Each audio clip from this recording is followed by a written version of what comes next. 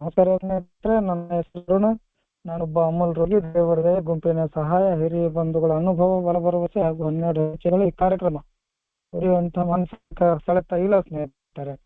ನಾವು ನಿನ್ನೆ ಡಿಪೆಂಡೆನ್ಸಿ, ಹೌದು, ಸೆಳೆತ ಯಾಕೆ ಇಲ್ಲ ಅಂದ್ರೆ ನಾವು ಇವತ್ತು ನಮ್ಮ ಮೇಲೆ ಅವಲಂಬನೆ ಆಗಿಲ್ಲ, ನನ್ನ ವೈಯಕ್ತಿಕ ಶಕ್ತಿಯ ಮೇಲೆ ಅವಲಂಬನೆ ಆಗಿಲ್ಲ. ನಾನು ಮೊದಲಿಗೆ ಹೇಳಿದೆ, ದೇವರ ದಯೆ, ಗುಂಪಿನ ಸಹಾಯ, ಹಿರಿಯ ಬಂಧುಗಳ ಅನುಭವ, ಬಲಭರವಸೆ ಈ ಕಾರ್ಯಕ್ರಮದ ಹೆಜ್ಜೆಗಳ ಪರಿಣಾಮದಿಂದಾಗಿ ಇದರ ಎಲ್ಲದರ ಮೇಲೆ ನನ್ನ ಅವಲಂಬನೆ ಇದೆ ಇವತ್ತು. ಡಿಪೆಂಡೆನ್ಸಿ ಇಲ್ಲಿದೆ. ಇದರ ಡಿಪೆಂಡೆನ್ಸಿ ಇದ್ದಾಗ ನನಗೆ ಮತ್ತೆ ಯಾವ ಡಿಪೆಂಡೆನ್ಸಿ ಬೇಕಾಗುದಿಲ್ಲ. ಆಲ್ಕೋಹಾಲಿನ ಮೇಲೆ ನನಗೆ ಇವತ್ತು ಅವಲಂಬನೆ ಬೇಕಾಗುದಿಲ್ಲ ಸ್ನೇಹಿತರೆ.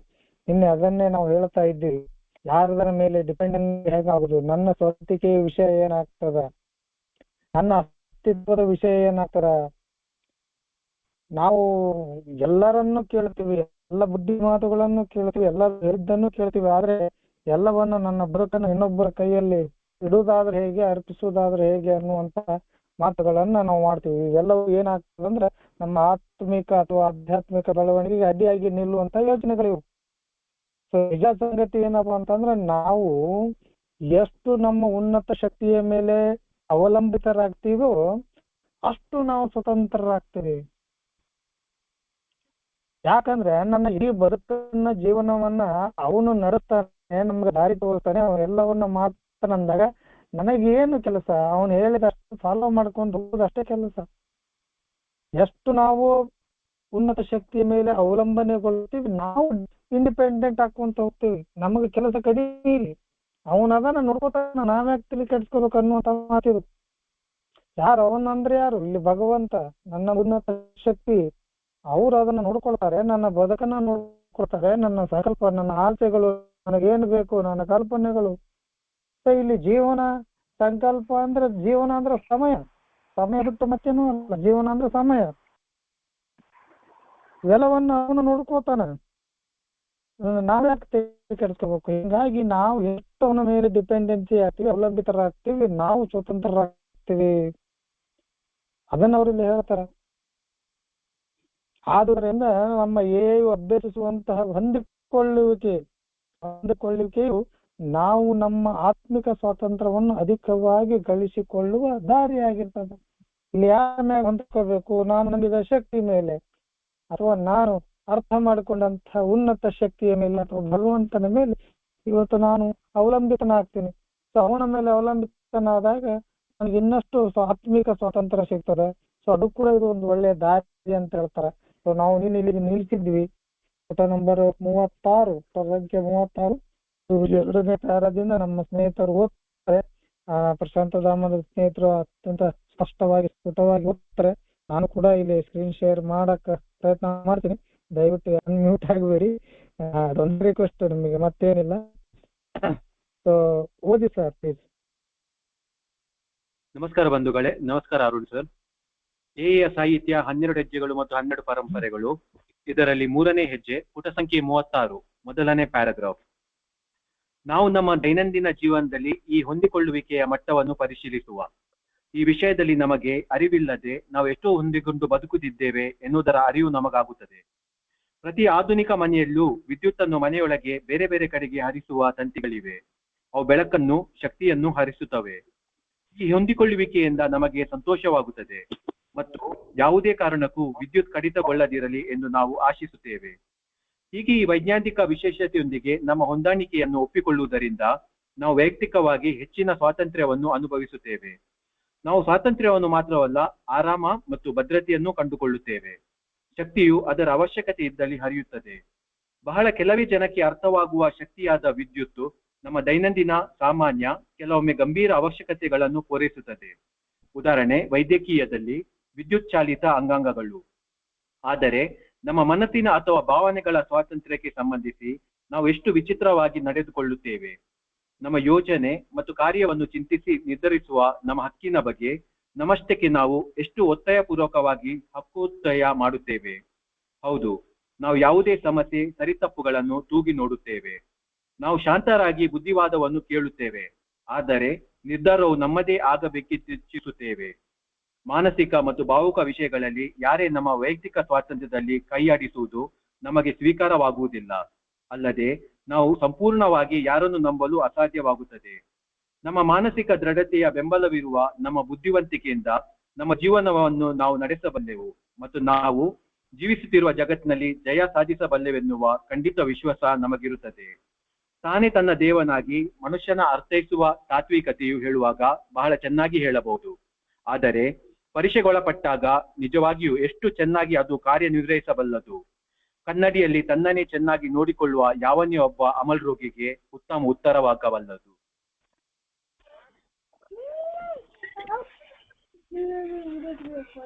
ಓಕೆ, ತುಂಬಾ ಧನ್ಯವಾದಗಳು ಸರ್. Thank you. ಹಾಗೆ ಸ್ನೇಹಿತರೆ, ಇವತ್ತು ಹೊಂದಿಕೊಳ್ಳುವ ಮಟ್ಟದ ಬಗ್ಗೆ ನೋಡುವಂತ ಹೇಳ್ತಾರೆ ಅವರು. ಅವಲಂಬನೆ ಅಥವಾ ಡಿಪೆಂಡೆನ್ಸಿ ಅಂತ ಅನ್ಕೋದು. ಅದರ ಮಟ್ಟ ಎಷ್ಟಿದೆ ಅಂತ ಹೇಳ್ತಾರೆ. ಸೊ ಐಡಿಯಾ ಆಫ್ ಡಿಪೆಂಡೆನ್ಸ್ ಅಥವಾ ನಮ್ಮಲ್ಲಿ ಯಾವ್ಯಾವ ರೀತಿಯ ಹೊಂದಿಕೊಳ್ಳುವಿಕೆ ಇದೆ ಅಥವಾ ಡಿಪೆಂಡೆನ್ಸ್ ಇದೆ ಅನ್ನುವಂಥದ್ದನ್ನ ನಾವು ಇವತ್ತು ನಮಗಾಗೆ ನಾವು ಪರೀಕ್ಷೆ ಮಾಡ್ಕೋಬೇಕು. ನಾವಿಲ್ಲಿ ಹೇಳ್ತೀವಿ, ನಾವು ಅರ್ಥ ಮಾಡಿಕೊಂಡಂತ ಭಗವಂತನ ಮೇಲೆ ನಾವು ಡಿಪೆಂಡೆನ್ಸಿ ಆಗುದಿಲ್ಲ, ನಾವ್ಯಾಕೆ ಅವನ ಕೈಯಲ್ಲಿ ನಮ್ಮ ಬದುಕನ್ನ ಕೊಡ್ಬೇಕನ್ನುವಂತ ಯೋಚನೆಯಲ್ಲಿ ಇದ್ದಂಥವ್ರು. ಆದ್ರೆ ಇವತ್ತು ಇಲ್ಲಿ ಹೇಳ್ತಾರ, ನಮ್ಗೆ ಅರಿವಿರೋದೇನೆ ನಾವು ಎಷ್ಟು ವಿಷಯಗಳ ಮೇಲೆ ನಾವು ಇವತ್ತು ಹೊಂದಿಕೊಂಡು ಬದುಕ್ತಾ ಇದ್ದೀವಿ ಅನ್ನುವಂಥದ್ದನ್ನ ನಮ್ಮಷ್ಟಕ್ಕೆ ನಾವೇ ನೋಡ್ಕೋಬೇಕು ಅಂತ ಹೇಳ್ತಾರೆ. ಅಲ್ಲೊಂದು ಉದಾಹರಣೆ ಕೊಡ್ತಾರೆ. ಆಗಿನ ಕಾಲಕ್ಕೆ ಹೊಸದಾಗಿ ಬಂದಂಥದ್ದು ಎಲ್ಲ ಇದ್ದಿತ್ತು, 35ರಿಂದ 39 ಅಥವಾ 40 ಅವಾಗೆಲ್ಲವೂ ಇದು ಹೊಸದು. ಅದಕ್ಕೆ ಮೊದ್ಲಕ್ಕೂ ಆಗಿರ್ಬೋದಿಲ್ಲ ಅಂತಲ್ಲ, ಬಟ್ ಆ ಸಮಯದಲ್ಲಿ ಇದೊಂದು ಅದ್ಭುತ. ಅವಾಗ ಏನು ವಿದ್ಯುತ್ ಅಂದ್ರೆ ಲೈಟ್ಗಳು, ಕರೆಂಟ್, ಎಲೆಕ್ಟ್ರಿಸಿಟಿ ಅನ್ನುವಂಥದ್ದು ಒಂದು ಅದ್ಭುತ. ಅವಾಗ ಅದು ಹೊಸ ಆವಿಷ್ಕಾರ ಆ ಸಮಯದಲ್ಲಿ. ಸೊ ಅದನ್ನ ನಾವು ಫಸ್ಟಿಗೆ ನೋಡೋಣ ಇಲ್ಲಿ ಏನ್ ಹೇಳ್ತಾರ ಅವ್ರು. ಇವತ್ತು ಆಧುನಿಕ ಮನೆಯಲ್ಲಿ ಪ್ರತಿಯೊಬ್ಬರ ಕಡೆ ಪ್ರತಿಯೊಂದು ರೂಮಲ್ಲಿ ಕೂಡ ವಿದ್ಯುತ್ ಹರಿತವೆ. ಅದಕ್ಕೆ ಹರಿಯುವಂತ ಒಂದಿಷ್ಟು ವೈರ್ಗಳು ಅದಾವ. ಅವು ಬೆಳಕನ್ನು ಹರಿಸ್ತಾವ. ಅದರ ಕೆಲಸ ಅದು ಮಾಡ್ತಾವ. ಸೊ ಈ ಹೊಂದಿಕೊಳ್ಳುವಿಕೆಯಿಂದ ನಮಗೆ ಏನಾಗ್ತದೆ, ನಮಗೆ ಸಂತೋಷ. ಇವತ್ತು ಅವು ನಮ್ಮ ಮನೆಯಲ್ಲಿ ಇವತ್ತು ನಮ್ಮ ಮನೆಯಲ್ಲಿ ಕರೆಂಟ್ ಇದೆ, ವಿದ್ಯುತ್ ಇದೆ, ಬಲ್ಬ್ಗಳಿದೆ, ವೈರ್ ಇದೆ. ಇದೆಲ್ಲವುದರಿಂದ ನಮಗೆ ಸಂತೋಷ ಆಗ್ತದೆ. ಯಾಕೆ ಸಂತೋಷ ಆಗ್ತದೆ ಅಂದ್ರೆ ಇವು ನಮಗೊಂದಿಷ್ಟು ಕಂಫರ್ಟ್ ಕೊಡ್ತಾವ. ಬಹಳಷ್ಟು ಕಂಫರ್ಟ್ ಕೊಡ್ತಾವ. ಸೊ ಹಿಂಗಾಗಿ ಕಂಫರ್ಟ್ನೆಸ್ ಈ ಒಂದು ಏನು ನಮಗ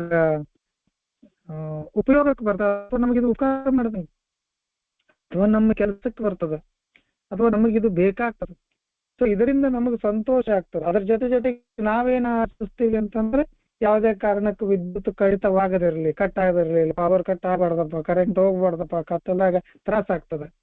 ಯಾವ ಮನುಷ್ಯ ಏನು ಚಿಮಣಿ ಅಥವಾ ಲ್ಯಾಟಿನು ಅದರಲ್ಲಿ ಬದುಕ್ತಾ ಇದ್ದಂತ ಮನುಷ್ಯನಿಗೆ ಈ ಕರೆಂಟ್ ಬಂದ ನಂತರ ಆದಂತ ಬದಲಾವಣೆಗಳನ್ನ ನೋಡಿ ಅದರ ಮೇಲೆ ಡಿಪೆಂಡೆನ್ಸಿ ಹೆಂಗ್ ಬಂದ್ರೆ, ಇವತ್ತು ನಾವು ಬಯಸ್ತೀವಿ ಯಾವುದೇ ಕಾರಣಕ್ಕೂ ಕರೆಂಟ್ ಹೋಗ್ಬಾರ್ದಪ್ಪ, ಆರಾಮಾಗಿಲ್ಲ ಅಂದ್ರೆ ಫ್ಯಾನ್ ಆಗೋದಿಲ್ಲ, ಕತ್ಲ ಇರ್ತದೆ, ಕಾಣೋದಿಲ್ಲ, ಮತ್ತೆ ಮೇಣ ಬತ್ತಿ ಹಚ್ಚು, ಅದನ್ನ ಮಾಡು, ಇದನ್ನ ಮಾಡು ಅನ್ನುವಂಥದ್ದು ಯೋಚನೆ ಬರ್ತದೆ. ಸೊ ನಾವೇನ್ ಮಾಡ್ತೀವಿ, ಇವತ್ತು ಅದರಿಂದ ಸಂತೋಷನೂ ಪಡ್ತೀವಿ. ಇವತ್ತು ವಿದ್ಯುತ್ ನಮ್ಮ ಮನೆಯಲ್ಲಿದೆ, ಅದಕ್ಕೆ ಸಂತೋಷ ಪಡ್ತೀವಿ. ಅದ್ರ ಜೊತೆಗೆ ಇದು ಯಾವುದೇ ಕಾರಣಕ್ಕೆ ಕಡಿತಗೊಳ್ಳದಿರಲಿ ಅನ್ನುವಂಥದ್ದನ್ನು ಆಶಿಸ್ತೀವಿ. ಇದರಲ್ಲೇನು ವಿಶೇಷ ಅಂತ ನೀವು ಅನಿಸ್ಬೋದು. ಅಂದ್ರೆ ಡಿಪೆಂಡೆನ್ಸಿ ಹೆಂಗ್ ಬಂದಿದೆ ನೋಡಿ. ಆಗಿನ ಕಾಲಕ್ಕೆ ಬರೆದಿದ್ದು ಅದನ್ನ ಹೇಳ್ತೇವೆ ನಾವು. ಈಗ ನಮ್ಮ ಡಿಪೆಂಡೆನ್ಸಿ ಹೇಳ್ತೀನಿ, ಇದಾದ ನಂತರ ಹೇಳ್ತೀವಿ. ಸೊ ಹಿಂಗಾಗಿ ವೈಜ್ಞಾನಿಕ ವಿಶೇಷತೆಯೊಂದಿಗೆ ನಾವು ಹೊಂದಾಣಿಕೆಯನ್ನು ಒಪ್ಪಿಕೊಳ್ಳುವುದರಿಂದ ನಾವು ವೈಯಕ್ತಿಕವಾಗಿ ಹೆಚ್ಚಿನ ಸ್ವಾತಂತ್ರ್ಯವನ್ನು ಅನುಭವಿಸ್ತೀವಿ. ಇವತ್ತಿನ ಈ ವಿಜ್ಞಾನದಿಂದಾಗಿ, ಇವತ್ತಿನ ಈ ಆವಿಷ್ಕಾರಗಳಿಂದಾಗಿ ನಾವು ಹೆಚ್ಚು ಸ್ವತಂತ್ರರಾಗಿದ್ದೇವೆ ಸ್ನೇಹಿತರೆ. ಮೊದಲಿಗೆಲ್ಲ ಹೇಳ್ತೇವೆ ಬೀಸ್ತಿದ್ದು ಕೈಲೆ, ಈಗ ಗ್ರೈಂಡರ್ ಬರ್ತಾವ. ಮೊದಲಿಗೆಲ್ಲ ಕೈಲೆ ಹೋಗಿತ್ತಿದ್ರು, ಈಗ ವಾಷಿಂಗ್ ಮಷಿನ್. ಮೊದಲೆಲ್ಲ ಬಗ್ಗೆ ಕಸ ಹೊಡುತ್ತಿದ್ರು, ಈಗ ಮಷಿನ್ ಬಂದ, ಕ್ಲೀನರ್ಗಳು ಬಂದು. ಅದೇ ರೀತಿ ಈಗ ಉದಾಹರಣೆಗೆ ಇವತ್ತಿನ ಈ ಸನ್ನಿವೇಶದಲ್ಲಿ ಈ ಮೊಬೈಲ್ ಅನ್ನ ತಗೊಳ್ರಲ್ಲ, ಇವತ್ತಿದು ಎಷ್ಟು ಡಿಪೆಂಡೆನ್ಸಿ ಆಗಿವಿ ನಾವು ಇದರ ಮೇಲೆ. ಯಾರಿಗಾರು ಗುರ್ತಿತ್ತ ಇಷ್ಟೊಂದು ಡಿಪೆಂಡೆನ್ಸಿ ಆಗ್ತೀವಿ ಅಂತ ಹೇಳಿ, ಅಥವಾ ಇಷ್ಟೊಂದು ಅವಲಂಬನೆ ಆಗ್ತೀವಿ ಇದರ ಮೇಲೆ ಅಂತ ಹೇಳಿ ಯಾರ್ಯಾರು ನಮ್ಗೆ ಗುರ್ತಿತ್ತ? ಇಲ್ಲ. ಇದು ಎಷ್ಟು ಅನುಕೂಲಗಳನ್ನ ಮಾಡಿದೆ ನಮ್ಗೆ. ಇವತ್ತು ನಾನು ಇಲ್ಲಿ ಬಾಗಲಕೋಟೆಯಲ್ಲಿ ಕೂತಿದ್ದೀನಿ, ಯಾರು ಬೆಂಗಳೂರಲ್ಲಿ ಇದ್ದೀರಿ, ಮಂಗಳೂರಲ್ಲಿ ಇದ್ದೀರಿ, ಬೇರೆ ಬೇರೆ ಕರ್ನಾಟಕದ ಬೇರೆ ಬೇರೆ ಭಾಗದಲ್ಲಿ ಕೂತಿದ್ದೀರಿ. ಆದ್ರೂ ಕೂಡ ನನ್ನ ಎದುರಿಗೆ ಕೂತು ಮಾತನಾಡುವ ರೀತಿಯಲ್ಲಿ ನೀವು ಇದನ್ನೆಲ್ಲವನ್ನ ಕೇಳ್ತಾ ಇದ್ದೀರಿ. ಇದರಿಂದ ಎಷ್ಟು ಸಂತೋಷ ನಮ್ಗಾಗ್ತದ, ಎಷ್ಟು ಖುಷಿ ನಮ್ಗೆ ಕೊಡ್ತದ. ಯಾವುದೇ ಕಾರಣಕ್ಕೂ ನೆಟ್ವರ್ಕ್ ಖಾಲಿ ಆಗ್ಬಾರ್ದು, ನೆಟ್ವರ್ಕ್ ಪ್ರಾಬ್ಲಮ್ ಆಗಬಾರ್ದು, ಇವತ್ತಿನ ಈ ಮೀಟಿಂಗು ಚೆನ್ನಾಗಿ ನಡೀಲಿ, ಯಾರಿಗೆ ಇದು ಟೆಕ್ನಿಕಲ್ ಆಗಿ ಪ್ರಾಬ್ಲಮ್ ಬರದೇ ಇರುವಂತ ನಾವು ಬಯಸ್ತೀವಲ್ಲ, ಇದು ಡಿಪೆಂಡೆನ್ಸಿ ಅಲ್ವಾ. ಸೊ ಯಾವಾಗ ಈ ಇಷ್ಟು ಮೊಬೈಲ್ ನಾವು ಯೂಸ್ ಮಾಡ್ತೀವಿ, ನಾವು ಇನ್ನಷ್ಟು ಸ್ವತಂತ್ರ ಆಗ್ತೀವಿ. ಇದೇ ರೀತಿ ಏನಾರ ಹೆಜ್ಜೆಗಳ ಕಾರ್ಯಾಗಾರ ಮಾಡ್ಬೇಕಾದ್ರೆ ನಾವು ಎಷ್ಟು ಕಷ್ಟಪಟ್ಟಿವಿ ಅನ್ನೋದು ನಮ್ಗೆ ಗುರ್ತದೆ. ಬೇರೆ ಬೇರೆ ಊರುಗಳಲ್ಲಿ ಹೋಗಿ ಅಲ್ಲೆಲ್ಲವನ್ನ ಜಾಗ ಹಿಡಿದು ಎಲ್ಲರನ್ನ ಗ್ಯಾದರ್ ಮಾಡಿ ತಿಂಗಳಾನುಗಟ್ಲೆ ಅದಕ್ಕೆ ಪ್ರಿಪರೇಷನ್ ನಡೆಸಿ ಊಟ ನೀರು ವಸತಿ ಎಲ್ಲವನ್ನ ಮಾಡಿ ಈ ಹೆಜ್ಜೆಗಳ ಕಾರ್ಯಾಗಾರಗಳನ್ನ ಮಾಡಿದ್ವಿ. ಅವಾಗ ಅದೊಂದು ಎಷ್ಟು ಕಷ್ಟಪಟ್ಟು ಅನ್ನೋದಕ್ಕಿಂತ ಹೆಚ್ಚು ಎಷ್ಟು ಇಷ್ಟಪಟ್ಟು ಅವರೆಲ್ಲ ಕೆಲಸ ಮಾಡಿದ್ವಿ ಅಲ್ವಾ. ಆದ್ರೆ ಇವತ್ತು ಇಲ್ಲೇ ಕೂತಲ್ಲಿ ನಮ್ಮ ಮನೆಯಲ್ಲೇ ನಾವು ಈ ಹೆಜ್ಜೆಗಳ ಕಾರ್ಯಾಗಾರವನ್ನು ಮಾಡ್ತಾ ಇದೀವಿ. ಹೆಜ್ಜೆಗಳಂದ್ರೆ ಏನಂತ ನೋಡಕತ್ತೀವಿ. ದಿಸ್ ಇಸ್ ವಾಟ್ ಇಂಡಿಪೆಂಡೆನ್ಸ್, ಸ್ವಾತಂತ್ರ್ಯವನ್ನು ನಾವು ಪಡ್ತಾ ಇದ್ವಿ ಈ ಟೆಕ್ನಾಲಜಿಗಳಿಂದ. ಅದಕ್ಕೆ ಅವ್ರು ಹೇಳ್ತಾರ. ಸೊ ಈ ಹೊಂದಾಣಿಕೆಯನ್ನ ಅಥವಾ ಈ ಡಿಪೆಂಡೆನ್ಸ್ ಅನ್ನ ಅಥವಾ ಈ ವೈಜ್ಞಾನಿಕ ವಿಶೇಷತೆಗಳನ್ನ ನಾವು ಹೊಂದಿಕೊಳ್ಳುವುದರಿಂದಾಗಿ ನಾವು ಇನ್ನಷ್ಟು ಸ್ವತಂತ್ರವನ್ನ ಕಂಡುಕೊಳ್ತೀವಿ. ಇವತ್ತೆಲ್ಲದಕ್ಕೂ ನಿಮ್ಗೆ ಗುರುತು ಕೇವಲ ಮೊಬೈಲ್ ಕರೆಂಟ್ ಅಲ್ಲ, ಅದ್ಭುತವಾದ ಆವಿಷ್ಕಾರಗಳು ಇವತ್ತಿನ ಈ ಜಗತ್ತಿನಲ್ಲಿ ಆಗ್ಯಾವ. ಯಾವುದಿಲ್ಲ, ಇವತ್ತು ಮನುಷ್ಯನ ಕೈಯಲ್ಲಿ ಇಡೀ ಜಗತ್ತೇ ಇದೆ. ಇಲ್ಲಿ ಕೂತು ಮಾತನಾಡ್ತಿದ್ರು ಅಮೆರಿಕದವನು ಕೂಡ ಬಂದಿದ್ದಕ್ಕೆ ಜಾಯಿನ್ ಆಗ್ಬೋದು. ಅಮೆರಿಕ ಇಲ್ಲಿ ಆ ಕಡೆ ಪಾಶ್ಚಾತ್ಯ ರಾಷ್ಟ್ರಗಳು ಕೂಡ ಬಂದು ಇವತ್ತಿನ ಈ ಫ್ರೀ ಕಾನ್ಫರೆನ್ಸ್ ಕಾಲ್ ಆ್ಯಪಿಗೆ ಬಂದು ಅವ್ರು ಜಾಯಿನ್ ಆಗ್ಬೋದು. ಎರಡು ಬ್ರಿಟನ್ ಹೊಡೆದು ಜಾಯಿನ್ ಆಗ್ತಾರಲ್ವಾ. ಸೊ ಇದು ಸ್ವಾತಂತ್ರ್ಯ. ಇದು ಸ್ವಾತಂತ್ರ್ಯವಲ್ಲ, ಅದ್ರ ಜೊತೆಗೆ ನಮ್ಗೆ ಆರಾಮನ್ನು ಕೊಡ್ತದ, ಭದ್ರತೆಯನ್ನು ಕೊಡ್ತದ ಈ ಡಿಪೆಂಡೆನ್ಸಿಗಳು.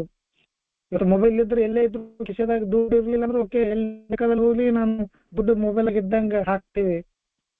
ಯಾವ್ದೇ ಜಾಗ ಹೋದ್ರು ತೊಂದ್ರೆ ಇಲ್ಲ, ಒಂದ್ ಫೋನ್ ಮಾಡಿದ ತಕ್ಷಣ ನಮ್ಗೆ ಇವತ್ತು ಏನಾದ್ರು ಸಿಗ್ತದ, ಭದ್ರತೆ ಕೊಡ್ತದ. ಹಂಗೆ ವಿದ್ಯುತ್ ಕೂಡ ನಮಗೆ ಭದ್ರತೆ ಕೊಡ್ತದೆ. ಕತ್ತಲಲ್ಲಿ ಇಡುದಿಲ್ಲ, ಕತ್ತಲಲ್ಲಿ ಅದು ಬಂತು ಇದು ಬಂತು, ಪ್ರಾಣಿ ಹುಳ ಹೂಡಿ ಕಡಿತಾವ ಅನ್ನುವಂಥದ್ದು ಇರ್ಲಿಲ್ಲ. ಬೆಳಕಿರ್ತದೆ, ರಾತ್ರಿ ಕೂಡ ಬೆಳಕಿರ್ತದೆ. ಸೊ ಈ ಭದ್ರತೆಯನ್ನು ಕೊಡ್ತದೆ.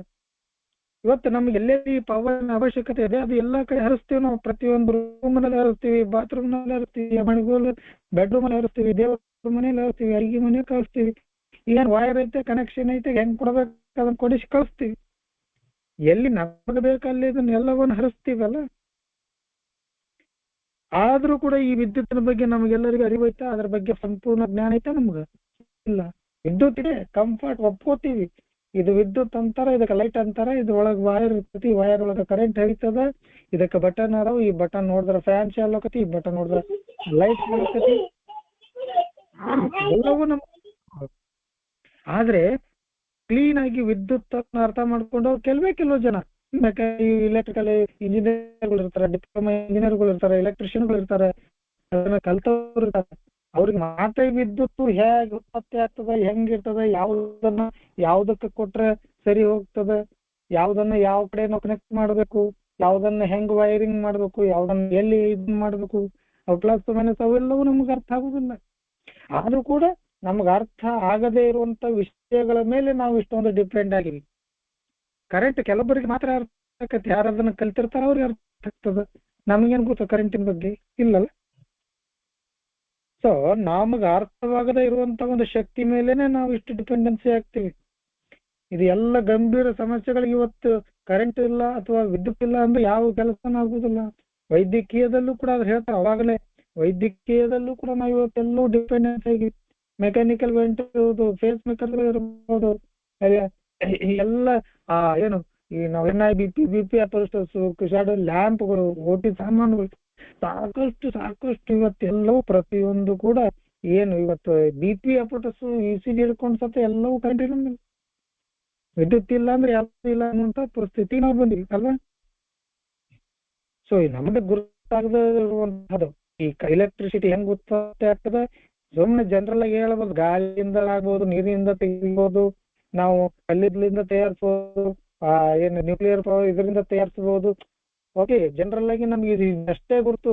ಆದ್ರೆ ಇದು ಶಕ್ತಿ ಹೆಂಗ್ ಉತ್ಪತ್ತಿ ಆಗ್ತದ, ಅದು ಹೆಂಗ್ ಕಣ್ಣಿಗೆ ಕಾಣ್ತದ ನಮ್ದು. ವಿದ್ಯುತ್ ಕಾಣ್ತದ ನಮ್ಗಿಲ್ಲ, ಲೈಟ್ ಹಚ್ಚಿದ್ ಕಾಣ್ತದ, ಫ್ಯಾನ್ ತಿರುಗುದು ಕಾಣ್ತದ, ವಾಯರ್ ಗಾಡಿ ಮೇಲೆ ಅದು ಕಾಣ್ತದ. ಆದ್ರೆ ವಾಯರ್ ಒಳಗಡೆ ಹರಿಯುವಂತ ವಿದ್ಯುತ್ ನಮಗ ಕಾಣ್ತದ ಇಲ್ಲ. ನಮಗ್ ಕಾಣದೇ ಇರುವಂತಹ ಒಂದು ವಸ್ತುವಿನ ಮೇಲೆ ನಾವು ಇಷ್ಟೊಂದು ಡಿಪೆಂಡೆನ್ಸಿ ಇರಬೇಕಾದ್ರೆ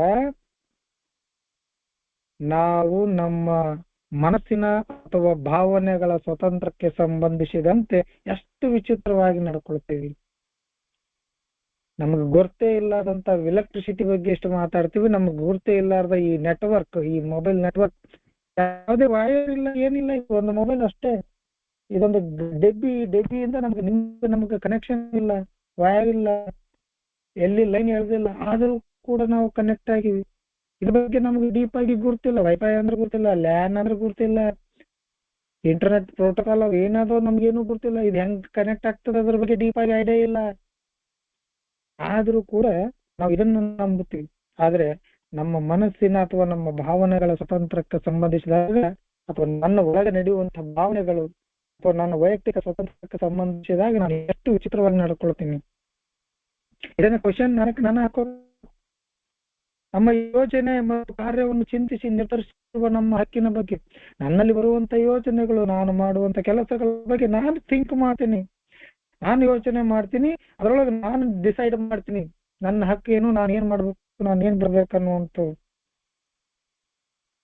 ನಮ್ಮಷ್ಟಕ್ಕೆ ನಾವು ಎಷ್ಟು ಒತ್ತಾಯ ಪೂರ್ವಕವಾಗಿ ಹಕ್ಕೊತ್ತಾಯ ಮಾಡ್ತೇವೆ. ಹಕ್ಕೊತ್ತಾಯ ಅಂದ್ರೆ ನಾನು ಹೇಳಿದ್ದಾಗಬೇಕು, ಇದು ನನ್ನ ಹಕ್ಕು, ಇದು ನನ್ನ ಹಕ್ಕು, ಇದು ನಾನು ಹೇಳಿದಂಗ ಆಗ್ಬೇಕು, ನಾನು ನಡೆದಂಗ ಆಗ್ಬೇಕು, ನಾನು ಯೋಚನೆ ಮಾಡಿದ ರೀತಿಯಲ್ಲಿ ಆಗಬೇಕು ಅನ್ನುವಂಥದ್ದು ಎಲ್ಲವನ್ನೂ ಹೇಳ್ತೀವಿ.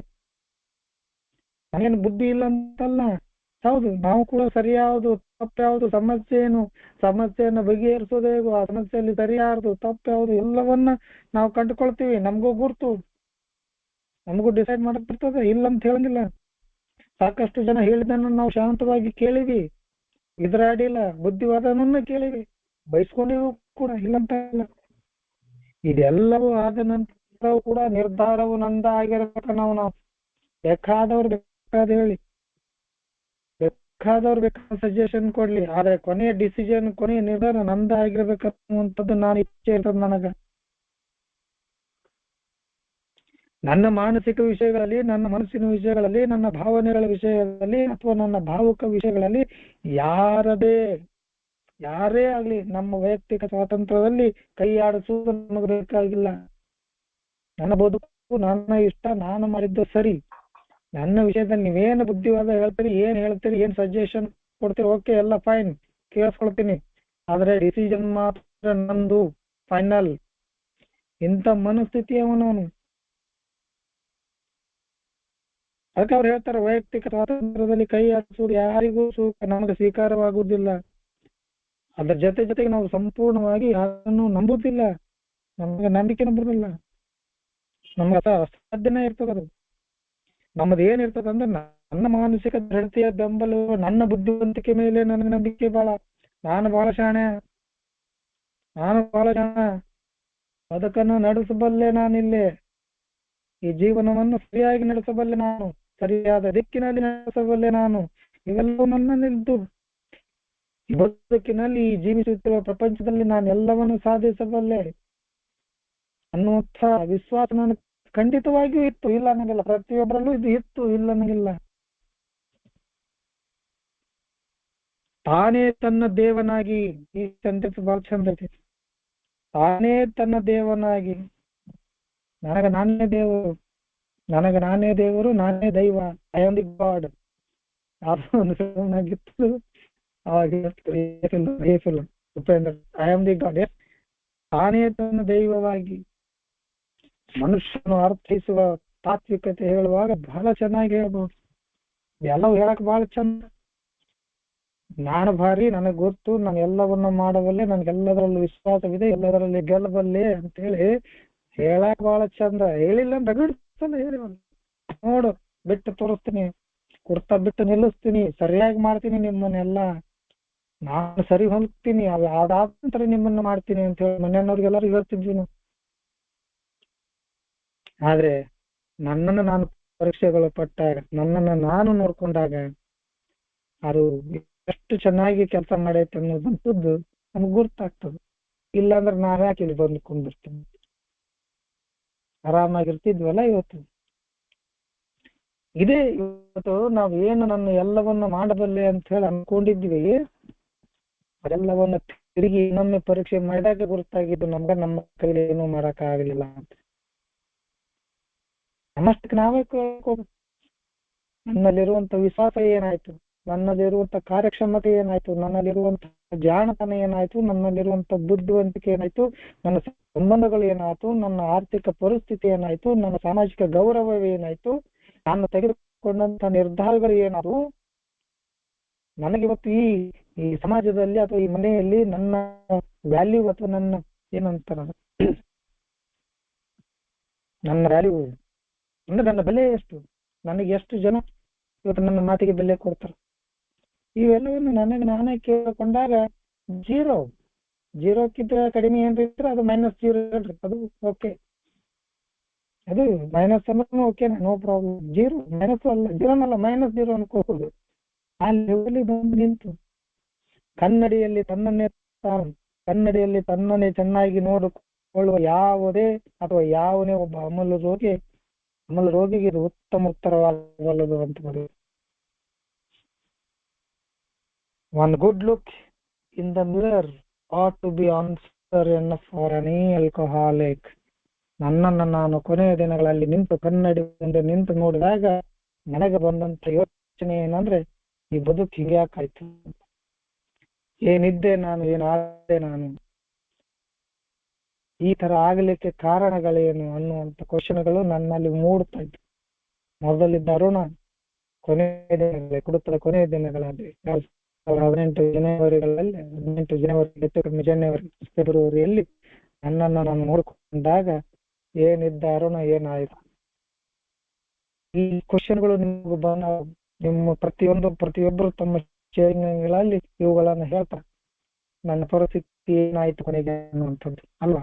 ಅದೇ ಇದು ತನ್ನನ್ನು ತಾನು ಚೆನ್ನಾಗಿ ನೋಡಿಕೊಂಡಾಗ ಕನ್ನಡಿಯಲ್ಲಿ ಯಾವುದೇ ಒಬ್ಬ ಅಮೂಲ ರೋಗಿಗೆ ಈ ಎಲ್ಲವೂ ಉತ್ತರ ಆಗ್ತದ.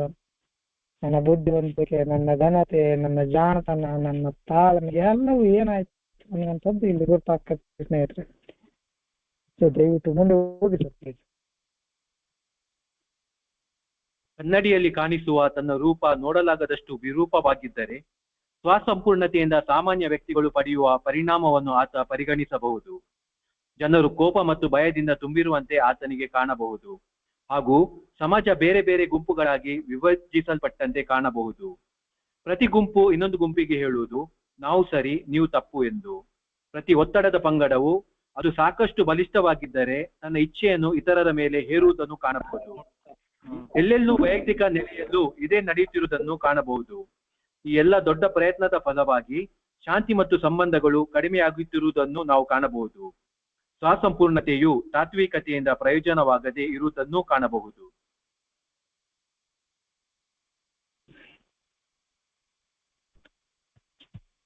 ಕನ್ನಡಿಯಲ್ಲಿ ಕಾಣಿಸುವ ತನ್ನ ರೂಪ ನೋಡಲಾಗದಷ್ಟು ವಿರೂಪವಾಗಿದ್ದರೆ ಹೆಚ್ಚಿನ ಟೈಮ್ ಹಂಗ ಆಗಿರ್ತದೆ. 100% ಕೊನೆಯ ದಿನಗಳಲ್ಲಿ ನಮ್ಮ ಮುಖ ಹೆಂಗಿತ್ತು ನಮ್ಗೆ ಗುರುತು ಎಲ್ಲರೂ ನೆನಪು ಮಾಡ್ಕೋಬಹುದು. ನಾವು ಕೊನೆಯ ದಿನಗಳಲ್ಲಿ ಕುಡಿತದ ಕೊನೆಯ ದಿನಗಳಲ್ಲಿ ಏನು ಗತಕಾಲ ಅಂತ ಹೇಳ್ತಿರ್ತೀವಿ ನಾವು. ಅದೇನು ದೊಡ್ಡ ಕಾಲ ಅಲ್ಲ, ಎಲ್ಲ ಕೂಡ ಒಂದಿಷ್ಟು ವರ್ಷಗಳಾಗಿಲ್ಲ. ಗತಕಾಲ ಅನ್ನಕ್ಕ ಕೊನೆಯ ದಿನಗಳು ಹೇಗಿದ್ದು ಅನ್ನುವಂಥದ್ದು ನಮಗೆ ಗುರ್ತು. ಸ್ವಸಂಪೂರ್ಣತೆಯಿಂದ ಸಾಮಾನ್ಯ ವ್ಯಕ್ತಿಗಳು ಪಡೆಯುವ ಪರಿಣಾಮವನ್ನು ಆತ ಪರಿಗಣಿಸಬಹುದು. ಸಾಕಷ್ಟು ಬರ್ತಾವ ಯೋಚನೆಗಳು. ಸ್ವಸಂಪೂರ್ಣತೆ ಅನ್ನುವಂಥದ್ದು ನಮ್ಮಲ್ಲಿ ಎಲ್ಲಿ ಇರ್ತದೆ, ಎಲ್ಲಿ ಇರ್ತದೆ, ಆದ್ರೂ ಕೂಡ ನಮ್ಮ ಭ್ರಮೆ ಇರ್ತದೆ. ಇವತ್ತು ಕಾಣ್ತದೆ ಜನರು ಹೆಂಗ್ ಕಾಣ್ತಾರಂದ್ರೆ, ಜನ ಇವತ್ತು ಕೋಪ ಮತ್ತು ಭಯದಿಂದ ತುಂಬಾ ಎಲ್ಲರೂ ಅನ್ನುವಂಥದ್ದು ಕಾಣ್ತದೆ. ಇವತ್ತು ಸಮಾಜ ಹೇಗೆ ಬೇರೆ ಬೇರೆಯಾಗಿ ವಿಭಜಿಸಲ್ಪಟ್ಟಿದೆ, ಬೇರೆ ಬೇರೆಯಾಗಿ ಚೇಂಜ್ ಆಗಿದೆ ಅನ್ನುವಂಥದ್ದನ್ನ ನಾವು ಕಾಣ್ತೀವಿ. ಈ ಸಮಾಜದಲ್ಲಿ ಆಗುವ ಅನ್ಯಾಯ ಅಕ್ರಮಗಳನ್ನ ನಾವು ಕೇಳ್ತೀವಿ. ಯಾವ್ಯಾವ ಗುಂಪುಗಳು ಹೇಗೆ ಆಡ್ತಾವ ಅನ್ನುವಂಥದ್ದನ್ನ ನೋಡ್ತೀವಿ. ಪ್ರತಿ ಗುಂಪು ಅವ್ರು ಸರಿ ಅಂತ ಅವ್ರು ಹೇಳುದು, ಇವ್ರು ಸರಿ ಅಂತ ಇವ್ರು ಹೇಳುದು, ನಾವು ಸರಿ ಅಂತ ನಾವು ಹೇಳುದು, ಮನೆಯವ್ರು ಹೇಳ್ತಿದ್ರು ಅವ್ರು ಸರಿ ಅಂತ ಅವ್ರು ಹೇಳ್ತಿದ್ರು, ನಾವು ಸರಿ ನೀನು ತಪ್ಪು ಅನ್ನುವಂಥದ್ದು. ಪ್ರತಿ ಪಂಗಡು ಅದರ ಸಾಕಷ್ಟು ಬಲಿಷ್ಠವಾಗಿದ್ರೆ ಅದು ಇನ್ನೊಬ್ಬರ ಮೇಲೆ ಅದ್ರ ತನ್ನ ಎಲ್ಲ ಇಚ್ಛೆಗಳನ್ನ ಹಾಕೋದು. ಯಾವ ಸ್ಟ್ರಾಂಗ್ ಇರ್ತಾರೋ ಅವ್ರು ಇನ್ನೊಬ್ಬರ ಮೇಲೆ ಹಾಕೋದು. ಅದೇ ರೀತಿ ಏನು ಸಮಾಜದಲ್ಲಿ ಜಗತ್ತಿನಲ್ಲಿ ನಡೀತಾ ಇದೆ ಅದು ನಮ್ಮ ವೈಯಕ್ತಿಕ ನೆಲೆಯಲ್ಲಿ ಕೂಡ ನಡೀತಾ ಇತ್ತು. ನಾನು ಪ್ರತಿ ಸಲ ನಂದೇ ಸರಿ ಅನ್ನೋ, ನಾನು ಹೇಳ್ತೀನಿ ನಂದು ಸರಿ ಅನ್ನಕ್ಕೆ, ನಂದು ಸರಿ ಅನ್ನೋ ಆಕಿನ ಸರಿ ಅನ್ನಕ್ಕೆ, ಇಬ್ಬರಿಗೆ ಕೆಲಸನ ಆಗ್ತಿರ್ಲಿಲ್ಲ. ಅದಕ್ಕೆ ನಾನು ಅವರಿಷ್ಟು ಜೋರು ಜೋರು ಮಾಡ್ತಿದ್ದೆ, ಹೋಗ್ತಿದ್ದೆ ಹೊರಗಡೆ, ಶಕ್ತಿವಂತ ಬಲಿಷ್ಠನಾಗಿದ್ದೆ, ಅವಳಿಗೆ ಹೆದರ್ಸ್ಕೋತಿದ್ದೆ. ನನ್ನ ಎಲ್ಲ ಇಚ್ಛೆಗಳನ್ನು ಅವ್ರ ಮೇಲೆ ಹೇರ್ತೀವಿ. ನಾ ಏನ್ ಹೇಳ್ತೇನೆ ಅದು ಆಗ್ಬೇಕನ್ನುವಂಥದ್ದು. ವೈಯಕ್ತಿಕ ನೆಲೆಗಟ್ಟಿನಲ್ಲಿ ಕೂಡ ಇಲ್ಲೇ ನಡೀತಾ ಇತ್ತು. ಇವೆಲ್ಲವನ್ನು ಆದ ನಂತರ ಈ ಸಾಕಷ್ಟು ಸಂಬಂಧಗಳು ಹಾಳಾಗಿದ್ದು, ಎಲ್ಲ ದೊಡ್ಡ ಪ್ರಯತ್ನ ಫಲ ಶಾಂತಿ ಸಂಬಂಧಗಳು ಹಾಳಾಗಿದ್ದು, ಅದನ್ನ ನಾವು ನೋಡಿದ್ವಿ. ನಮ್ಮ ಸಂಬಂಧಗಳು ಎಲ್ಲಿ ಉಳಿದಿದ್ದು ಕೊನೆಯ ದಿನಗಳಲ್ಲಿ. ಈಗ ಒಂದಿಷ್ಟು ರಿಪೇರಿ ಆಗ್ತಾ ಇದ್ದಾವೆ, ಕೆಲವೊಂದಿಷ್ಟು ಇನ್ನೂ ಆಗಿಲ್ಲ, ಕೆಲವೊಬ್ರು ಇನ್ನೂ ಸಿಕ್ಕೇ ಇಲ್ಲ. ಸಂಬಂಧಗಳನ್ನು ಸರಿಪಡಿಸ್ಕೋಬೇಕಂದ್ರೆ ಸಂಬಂಧಗಳು ಮುರಿದು, ಮನಸ್ಸುಗಳು ಮುರಿದು, ಒಬ್ರಿಗೊಬ್ರು ಇದ್ದಂತಹ ಮರ್ಯಾದೆಗಳು ಮುರಿದು, ಒಬ್ರಿಗೊಬ್ಬರಲ್ಲಿ ಇದ್ದಂತಹ ವಿಶ್ವಾಸಗಳು ಮುರಿದು, ಪ್ರೀತಿ ಮುರಿದಿತ್ತು, ಕರುಣೆ ಮುರಿದಿತ್ತು, ಮಮಕಾರ ಮುರಿದಿತ್ತು. ಎಲ್ಲೋ ಒಂದು ಜಗತ್ತಿನ ಪ್ರಾಪಂಚಿಕ ಈ ಮದುವೆ ಅನ್ನುವಂತಹ ಬಂಧನ ಇತ್ತು ಅನ್ನುವಂತ ಒಂದು ಕಾರಣಕ್ಕಾಗಿ, ಏನು ಸಮಾಜದಲ್ಲಿ ಎಲ್ಲರೂ ಇದರಿಗೆ ಮದುವೆ ಆಗಿ ಅನ್ನುವಂತ ಒಂದು ಕಾರಣಕ್ಕಾಗಿ ಅವ್ರು ಸುಮ್ಮನೆ ಕೂತಿದ್ರು. ತಾಳಿ ಕಟ್ಟೆ ಅನ್ನುವಂತ ಒಂದು ವಿಷಯ ಬಿಟ್ಟು ಹೋಗಬಾರದು ಅನ್ನುವಂತ ಒಂದು ವಿಷಯಕ್ಕೋಸ್ಕರ ಸುಮ್ಮನೆ ಕೂತಿದ್ರು. ಹೊರತಾಗಿ ವೈಯಕ್ತಿಕ ನೆಲಗಟ್ಟಿನಲ್ಲಿ ಅಥವಾ ಮಾನಸಿಕವಾಗಿ ಅವರು ನಮ್ಮ ಜೊತೆ ಇರಲೇ ಇಲ್ಲ ಕೊನೆಯ ದಿನಗಳಲ್ಲಿ. ಈಗಲೂ ರಿಪೇರಿ ಆಗ್ತಾ ಇದ್ದಾವೆ, ಈಗಲೂ ಕೂಡ ಹಿಂದಿನ ನೆನಪು ಬರ್ತಾವೆ, ಈಗಲೂ ಕೂಡ ಹಿಂದಿನ ಮಾತುಗಳು ಇರ್ತಾವು. ಏನು ಮಾಡಿದ್ದಿ ನೆನಪಿಲ್ಲನು? ಸೊ ಅದೇ ಇಲ್ಲದ ಅಸಂಪೂರ್ಣತೆ, ತಾತ್ವಿಕತೆಯಿಂದ ಪ್ರಯೋಜನವಾಗದೇ ಇರುವುದನ್ನು ನಾವು ಕಾಣಬಹುದು. ಏನು ನಾನು ಪರಿಪೂರ್ಣ, ಅಂದಕ್ಕೆ ಸರಿ ಅಂತ ಹೇಳ್ತಿದ್ನಲ್ಲ, ಅದರಿಂದ ಏನೇನಾಯ್ತು ಅನ್ನೋದನ್ನು ನಾನು ಇವತ್ತು ನೆನಪು ಮಾಡ್ಕೋತೀನಿ ಸ್ನೇಹಿತರೆ. ಮುಂದೆ ಓದಿ ಸರ್ ಪ್ಲೀಸ್. ಆದುದರಿಂದ ಮಧ್ಯರೋಗಿಗಳಾದ ನಾವು ನಮ್ಮನ್ನೇ ಅದೃಷ್ಟವಂತರು ಎಂದುಕೊಳ್ಳಬಹುದು. ನಮ್ಮಲ್ಲಿ ಪ್ರತಿಯೋರ್ವನು ಅವನ ವೈಯಕ್ತಿಕ ಸ್ವೇಚ್ಛೆಯ ಕಂದಕವನ್ನು ಅನುಭವಿಸಿರುತ್ತಾನೆ ಮತ್ತು ಅದಕ್ಕಿಂತ ಉತ್ತಮವಾದುದಕ್ಕಾಗಿ ಹಂಬಲಿಸುತ್ತಿರುತ್ತಾನೆ. ಹಾಗಾಗಿ ನಾವು ಎಎಗೆ ಬಂದದ್ದು ಪರಿಸ್ಥಿತಿಯ ಒತ್ತಡದಿಂದಾಗಿ ಹೊರತು ಗುಣವಂತಿಕೆ ಅಥವಾ ತಿಳುವಳಿಕೆಯಿಂದಲ್ಲ. ನಾವು ನಮ್ಮ ಸೋಲನ್ನು ಒಪ್ಪಿಕೊಂಡೆವು, ಭಕ್ತಿಯ ಮೂಲಭೂತ ವಿಷಯಗಳನ್ನು ಸ್ವೀಕರಿಸಿದೆವು ಮತ್ತು ಇವಾಗ ನಮ್ಮ ಮನಸ್ಸು ಮತ್ತು ಜೀವನವನ್ನು ಮೇಲಿನ ಶಕ್ತಿಯ ಆರೈಕೆಗೆ ಒಪ್ಪಿಸುವ ನಿರ್ಧಾರವನ್ನು ಮಾಡುತ್ತಿದ್ದೇವೆ. ಓಕೆ, ಅತ್ಯಂತ ಸ್ಪಷ್ಟವಾಗಿ ಇದನ್ನ ಬರ್ದಾರ. ಇದನ್ನ ನಾವು ನೋಡ್ಬೇಕು. ಆಕ್ಚುಲಿ ಈ ಸೆಂಟೆನ್ಸ್ ಬಹಳ ಯೂಸ್ ಆಗ್ತದೆ ನಮಗೆ, ನನಗೆ ಬಹಳ ಯೂಸ್ ಆಗೈತಿ. Therefore, who are alcoholics can consider ourselves fortunate indeed. ಅದೃಷ್ಟಶಾಲಿಗಳು ಅಥವಾ ಅದೃಷ್ಟವಂತರು. ಈ ವಿಷಯದಲ್ಲಿ ನಾವು ಇಲ್ಲೇನು ಬಂದು ಕೂತೀವಿ, ಈ ವಿಷಯದಲ್ಲಿ ನಾವು ಅದೃಷ್ಟಶಾಲಿಗಳು. ನಾಟ್ ಎನ್ ಚೂಸನ್ ಪರ್ಸನ್, ಆಯ್ಕೆ ಮಾಡಿದ ವ್ಯಕ್ತಿಗಳಲ್ಲ. ಇಲ್ಲೇನು ಬಂದು ಕೂತೀವಿ, ಇಲ್ಲೇನು ಉಳ್ಕೊಂಡಿವಿ, ಅದಕ್ಕೆ ನಾವು ಅದೃಷ್ಟವಂತರು ಅಂತ ಹೇಳಿ ಅಂದುಕೊಳ್ಬಹುದು. ಇಲ್ಲಿ ಆಯ್ಕೆ ಮಾಡಿದವರೆಲ್ಲರೂ ಕೂತಿಲ್ಲ, ಆಯ್ಕೆ ಮಾಡಿದವರೆಲ್ಲರೂ ಈ ಕಾರ್ಯಕ್ರಮದಲ್ಲಿ ನಿಂತಿಲ್ಲ ಸ್ನೇಹಿತರೆ, ಗಟ್ಟಿಯಾಗಿ ಕೂತಿಲ್ಲ. ಅದಕ್ಕೆ ಅವ್ರು ಇಲ್ಲಿ ಬರೀತಾರೆ ಕ್ಲಿಯರ್ ಕಟ್ ಆಗಿ, ಮಧ್ಯ ರೋಗಿಗಳಾದ ನಾವು ನಮ್ಮನ್ನೇ ಅದೃಷ್ಟವಂತರು ಅನ್ಕೋಬಹುದು. ಫಾರ್ಚುನೇಟ್ ಇಂಡೀಡ್ ಅಂತ ಕರೀತಾರೆ. We can consider our self as a fortunate indeed. ಈ ವಿಷಯದಲ್ಲಿ ನಾವು ಅದೃಷ್ಟಶಾಲಿ ಅಂತ. ಯಾಕಂದ್ರೆ ನಾವು ಪ್ರತಿಯೊಬ್ಬರು ನಮ್ಮಲ್ಲಿ ವೈಯಕ್ತಿಕ ಸ್ವೇಚ್ಛೆಯ ಕಂದಕವನ್ನು ಅನುಭವಿಸಿದ್ದೀವಿ. ಕಂದಕ ಅಂದ್ರೆ ಎನ್ಕೌಂಟರ್. ನಾವು ನಮ್ಮ ಬದುಕಿನ ಯಾವ ಕೊನೆಯ ಗಳಿಗೆ ಲೆವೆಲ್ಗೂ ಕೂಡ ಹೋಗಿದ್ವಿ. ಯಾವ ನೆಲ ಮುಟ್ಟಬಾರ್ದಾಗೆ ಅದಕ್ಕಿಂತ ಹೆಚ್ಚಿನ ನೆಲಕ್ಕೆ ಹೋಗಿದ್ವಿ ನಾವು. ಅದಕ್ಕಿಂತ ಹೆಚ್ಚಿನ ಡೀಪ್ ಒಳಗಡೆ ಹೋಗಿದ್ವಿ. ಎಲ್ಲಿ ಇತ್ತು ನಮ್ಮ ಬದುಕಲ್ಲಿ? ಏನು ಇರ್ಲೇ ಇಲ್ಲ. ಅದೆಲ್ಲವೂ ಆದ ನಂತರ ಒಂದಿಷ್ಟು ಬದುಕಲ್ಲಿ ಉತ್ತಮವಾಗಲಿ, ಒಂದಿಷ್ಟು ಒಳ್ಳೇದಾಗ್ಲಿ ಅಂತ ನಾನು ಕೂಡ ಹಂಬಲಿಸಿದ್ದೆ. ಎಲ್ಲಿಗೆ ಬಂತು ನನ್ನ ಬದುಕು? ಯಾವ ರೀತಿ ಇತ್ತು, ಯಾವ ರೀತಿ ಆಯ್ತು ಅನ್ನುವಂತ ಪರಿಸ್ಥಿತಿಗೆ ಬಂತು. ಕೊನೆಗೆ ನಾವು ಕೇಳಿದ್ದೇನಂದ್ರೆ ಒಂದ್ ಸ್ವಲ್ಪ ಆದ್ರೂ ಒಂದಿಷ್ಟು ಉತ್ತಮ ಆಗ್ಲಿ ಅಂತ ನಾವು ಹಂಬಲ ಇಟ್ಕೊಂಡಿದ್ವಿ. ಹಂಗಾಗಿ ನಾವು ಹೇಗೆ ಬಂದಿದ್ದು ಪರಿಸ್ಥಿತಿ ಒತ್ತಡದಿಂದಾಗಿ ಹೊರತಾಗಿ ನಮ್ಮಲ್ಲೇನು ಒಂದ್ ಒಳ್ಳೆ ಗುಣ ಐತಿ, ಬಹಳ ತಿಳುವಳಿಕೆ ಐತಿ, ಬಹಳ ಶಾಣ್ಯರು, ಬಹಳ ಒಳ್ಳೆ ಮನುಷ್ಯರಂತ ಬಂದಿಲ್ಲ. ಕೊನೆಗೆ ಪರಿಸ್ಥಿತಿ ಹೆಂಗ ಬಂತು, ಬೇರೆ ದಾರಿ ಇರ್ಲಿಲ್ಲ, ಇಲ್ಲಿ ಬಂದು ಕೂಂತೀವಿ.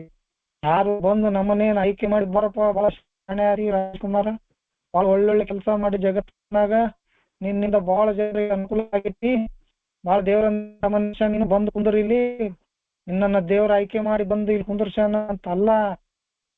ಪರಿಸ್ಥಿತಿಯ ಒತ್ತಡದಿಂದಾಗಿ ನಾನು ಇಲ್ಲಿ ಬಂದು ಕೂತೀನಿ. ಬರ್ಲಿಲ್ಲ ಅಂದ್ರೆ ಸತ್ತು ಹೋಗಿರ್ತಿದೆ ಜೊತೆಗೆ, ಇಲ್ಲ ಘಟನೆಗೆ ಬಿದ್ದೆ, ಇಲ್ಲ ಯಾವ್ದ್ರ ಜೈಲ್ನಾಗ ಬಿದ್ದಿರ್ತಿದೆ, ಇಲ್ಲ ಆದ್ರೆ ಮೆಂಟಲ್ ಹಾಸ್ಪಿಟಲ್ ಇರ್ತಿದೆ. ನಾವು ಹೇಗೆ ಬಂದಿದ್ದು ಪರಿಸ್ಥಿತಿ ಒತ್ತಡದಿಂದಾಗಿ ಹೊರತು ನಮ್ಮ ಗುಣವಂತಿಕೆ ಅಥವಾ ತಿಳುವಳಿಕೆಯಿಂದಲ್ಲ. ಇವತ್ತು ನಾವು ಇಲ್ಲಿ ಬಂದ್ವಿ, ನಮ್ಮ ಸೋಲನ್ನು ಒಪ್ಪಿಕೊಂಡ್ವಿ. ಈ ಭಕ್ತಿಯ ಮೂಲಭೂತವಾದ ವಿಷಯಗಳನ್ನ, ಭಕ್ತಿ ಅಂದ್ರೆ ಏನು, ನಂಬಿಕೆ ಅಂದ್ರೆ ಏನು, ಏನು ಹೇಳ್ತಾರೆ ಬೇಸಿಕ್ ಥಿಂಗ್ಸ್, ಅವುಗಳನ್ನ ಅರ್ಥ ಮಾಡ್ಕೊಳ್ಳೋ ಪ್ರಯತ್ನ ಪಟ್ಟಿವಿ. ಆ ವಿಷಯಗಳನ್ನ ನಾವು ಸ್ವೀಕರಿಸಿದ್ವಿ ಅಂದಾಗ ಬದುಕು ಬದಲಿ ಯಾಕೆ ಚಾಲು ಆಗೈತಿ. ಇಲ್ಲಿ ಬಂದು ಎಷ್ಟು ಜನ ಕೂತಂತಾರ. ನಾನು 6 ವರ್ಷದಲ್ಲಿ ನೋಡಿನಿ, ಸಾಕಷ್ಟು ಜನ ಹೊಸಬರು ಬರ್ತಾರ ಒಳ್ಳೆ ಬರೋದೇ ಇಲ್ಲ. ಹೋದ ಮೀಟಿಂಗ್ನಾಗ ಇದ್ದವ್ರು ಈ ಮೀಟಿಂಗ್ನಾಗ ಇರೋದಿಲ್ಲ, ಈ ಮೀಟಿಂಗ್ನಾಗ ಇದ್ದವ್ರು ಮುಂದಿನ ಮೀಟಿಂಗ್ನಾಗ ಇರೋದಿಲ್ಲ. ಎಲ್ಲೋ ಒಂದಿಷ್ಟು ಉಳಿತಾವ್ ಗಟ್ಟಿ ಜೋಳ ಅಂತಾರ, ನಮ್ ಕಡೆ ಗಟ್ಟಿ ಜೋಳ ಅಂತಾರ. ಹಾರಿ ಹೋಗತ್ತಾವ, ಹೊಳೆ ಬರುದೇ ಇಲ್ಲ, ಕಾರ್ಯಕ್ರಮಕ್ಕೂ ಬರುದಿಲ್ಲ, ಗಟ್ಟಿಯಾಗಿ ನೋಡುದು, ಮತ್ತೆಲ್ಲ ಇರ್ತಾರ, ಏನೋ ಮಾಡ್ತಿರ್ತಾರೆ. ಕೆಲವೊಬ್ರು ಅವೆಲ್ಲ ಇರ್ತಾವ. ಗಟ್ಟಿ ಜೋಳ ಉಳಿತಾವ ಅಂತಂದ್ರೆ ಇಲ್ಲಿ ಏನ್ ಮಾಡಿರ್ತೀವಿ ಅಂದ್ರೆ, ನಾವು ನಮ್ಮ ಸೋಲನ್ನ ಕಂಪ್ಲೀಟ್ ಆಗಿ ಒಪ್ಕೊಂಡಿವಿ, ಅದಕ್ಕೆ ನೆಲಕ್ಕೆ ಬಿದ್ದೀವಿ, ತೊಂದ್ಕೊತೀವಿ. ಹೊರಗಡೆ ನೆಲದಾಗ ಬೀಳೋದಕ್ಕಿಂತ ಒಳಗೆ ಬೀಳೋದು ಬಹಳ ಅಂತ ಗೊತ್ತಾಗ್ಬಿಟ್ಟದ ನಮ್ಗ. ಆ ಸೋಲನ್ನ ಒಪ್ಕೊಂಡಿವಿ, ಭಕ್ತಿ ಮೂಲಕ ಏನ್ ನಮ್ಮ ಮೂಲಭೂತ ವಿಷಯಗಳನ್ನ ಸ್ವೀಕಾರ ಮಾಡೀವಿ. ಇವ್ರೇನ್ ಹೇಳ್ತಾರ ಅದನ್ನ ಒಪ್ಕೊಳಕ ರೆಡಿ ಆಗಿವಿ. ಅದ್ರ ನಂಬಿಕೆ ಕೂಡ ನಮಗ್ ಬಂದದ. ಇವ್ರು ಹೇಳ್ಯಾರಂತ ಒಪ್ಪಿಲ್ಲ, ಉನ್ನತ ಶಕ್ತಿ ಇರುವಂತದ್ದು ಅಥವಾ ಭಗವಂತ ಇರುವಂತ ನಂಬಿಕೆ ಕೂಡ ನನಗೂ ಬಂದದ. ಅದಕ್ಕೆ ನಾನು ಇಲ್ಲಿ ಕೂತೀನಿ. ಅಷ್ಟೇ ಸಿಂಪಲ್. ಇವಾಗ ಏನ್ ಮಾಡಿ, ನಾನು ನನ್ನ ಮನಸ್ಸನ್ನ, ನನ್ನ ಜೀವನವನ್ನ, ನಾನು ಯಾರನ್ನ ನಂಬುತ್ತೀನಿ ಆ ಶಕ್ತಿ ಕಡೆ ಒಪ್ಪಿಸ್ತೀನಿ ಅಷ್ಟೇ. ಆ ಶಕ್ತಿ ಕಡೆ ತಿರುಗಿಸ್ತೀನಿ ಅಂತ ನಿರ್ಧಾರವನ್ನ ನಾನು ಮಾಡ್ತೀನಿ. ಅವ ಕೇರ್ ಮಾಡ್ತಾನ, ಅವನ ಆರೈಕೆ ಅವ ಮಾಡ್ತಾನ, ನನ್ನ ಕೆಲಸ ಹೇಳ್ತಾನ, ನಾ ಮಾಡ್ಕೊತ ಹೋಗ್ತೀನಿ ಅಷ್ಟೇ. ಅವ ಕಂಟ್ರೋಲ್ ಮಾಡ್ತಾನ, ಯಾಕೆ ತಲೆ ಕೆಡಿಸ್ಕೋಬೇಕು. ನನ್ನ ಮೂಗುದಾರ ಅಂತೀವಿ, ನಮ್ಮ ಮೂಗುದಾರ ಎಲ್ಲ ಅವನ ಕೈ ಕೊಟ್ಬಿಡು. ಅವ ಹಿಡ್ಕಂತಾನ, ಅವ ನಡೆಸ್ತಾನ. ಸುಮ್ನೆ ಆಗಿಲ್ಲ. ಇಲ್ಲಿ ಬಹಳ ಒಳ್ಳೆ ಮನುಷ್ಯ ನಾವು ಹೇಳ್ಕೊಂತಿರ್ತೀವಿ ನಮ್ಮ ಶೇರಿಂಗ್ಗಳಲ್ಲಿ ಏನೇನ್ ಕೆಲಸಗಳನ್ನ, ಕೆಟ್ಟ ಕೆಲಸಗಳು. ಮತ್ತೆ ಇಂಥ ಮನುಷ್ಯರಿಗೆ ಇದೆಲ್ಲ ಸಿಗ್ಬೇಕಾ? ಅರ್ಹತೆ ಇತ್ತ ನನಗೆ ಅರ್ಹತೆನೇ ಇರ್ಲಿಲ್ಲ. ನಾನು ಹೇಳ್ತೀನಿ ಒಮ್ಮೊಮ್ಮೆ, ನನ್ನ ಕರ್ಮ ಕಾಂಡಗಳು ಎಲ್ಲವೂ ಏನಾರ ಜೈಲ್ನಾಗ ಜರಜಿ ಮುಂದೆ ಓದು ಅಂದ್ರ ಒಂದ್ 2 ಸಲ ಜೀವ ಶಿಕ್ಷೆ ಕೊಡ್ತಾನ. ಜೀವನ ಪೂರ್ತಿ ಜೈಲಾಗ ಇರ್ಬೇಕು ಅಂತಿಂತ ಕೆಲಸಗಳನ್ನ ಮಾಡೀವಿ. ಮತ್ತ ಅಂತವನ್ನ ತಂದು ಇಲ್ಲಿ ಕುಂದ್ರಿಸಿದ್ರೆ ತಂದು ಕುಂದರ್ಸ. ಅನ್ನೋಕೆ ನೀ ಅದೃಷ್ಟಶಾಲಿ, ಇಲ್ಲಿ ಉಳ್ಕೊಂಡ ಅದೃಷ್ಟಶಾಲಿ ನೀನು. ಅರ್ಥಾಗಿ ನೀನು ಒಳ್ಳೆ ಗುಣನಡತೆಗಳಿಂದ ಬಂದು ದೇವ್ರು ನಿನ್ನನ್ನು ಹುಡುಕಾಡಿ ಹೆಕ್ಕಿ ತೆಗೆದು ಇಲ್ಲಿ ಕುಂದರ್ಸಿಲ್ಲ, ತಂದು ಕುಂದರ್ಸಿಲ್ಲ, ಹೆಕ್ಕಿ ನೀನು ಬಾಳ ಚಲೋ ಚಂದ್ರಮ್ಮ ಅಂತ ಹೇಳಿ ತಂದು ಕುಂದರ್ಸಿಲ್ಲ ನಮಗಿಲ್ಲ ಅಂತ ಹೇಳ್ತಾರ ಅವ್ರು. ಈ ಸೆಂಟೆನ್ಸ್ ಅದೇ ಅರ್ಥ ಇದು. ನೀವು ಬೇಕಾದ್ರೆ ಇಂಗ್ಲೀಷ್ನಾಗ ನೋಡ್ರಿ, ಕನ್ನಡದಾಗ ನೋಡ್ರಿ, ಎಲ್ಲಿ ಬೇಕಾದ್ರೆ ಡಿಸ್ಕಸ್ ಮಾಡ್ರಿ. ಸುಮ್ಮನೆ ಭ್ರಮೆ ಒಳಗಿರ್ಬಾರ್ದು. ದೇವರ ಆರಿಸಿದ ಮಕ್ಕಳು ನಾವು, ನಮ್ಮನ್ನ ಕಾಪಾಡ್ತಾನೆ. ಇಲ್ಲ, ದೇವರ ಆರಿಸಿತ ಅಂದ್ರೆ ನಮ್ಮನ್ನ ಕುಂದರ್ಸಿಲ್ಲ. ಪರಿಸ್ಥಿತಿ ಒತ್ತಡದಿಂದಾಗಿ ಇಲ್ಲಿ ಬಂದು ಕೂತೀವಿ, ಇಲ್ಲಿ ಉಳ್ಕೊಂಡಿವಿ. ಅದಕ್ಕೆ ಅದೃಷ್ಟ ಹೇಳು. ಅದರ ಜೊತೆಗೆ ನಾವು ಆ ದೇವರನ್ನ ಏನ್ ಹೇಳ್ತೀವಿ, ಆ ದೇವರನ್ನ ನಂಬೀವಿ, ಅದಕ್ಕೆ ಇಲ್ಲಿ ಕೂತೀವಿ ಅಷ್ಟು. ಮತ್ತೇನಿಲ್ಲ, ಸಿಂಪಲ್. ಓದಿ ಸರ್ ಪ್ಲೀಸ್.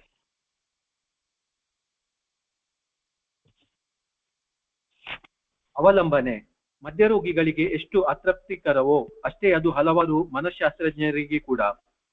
ಮನಃಶಾಸ್ತ್ರದ ನಮ್ಮ ಬಂಧುಗಳಂತೆ ನಾವು ಕೂಡ ಅವಲಂಬನೆಯಲ್ಲಿ ಹಲವಾರು ವಿಧಗಳು ಇರುವುದನ್ನು ಅರಿತಿದ್ದೇವೆ.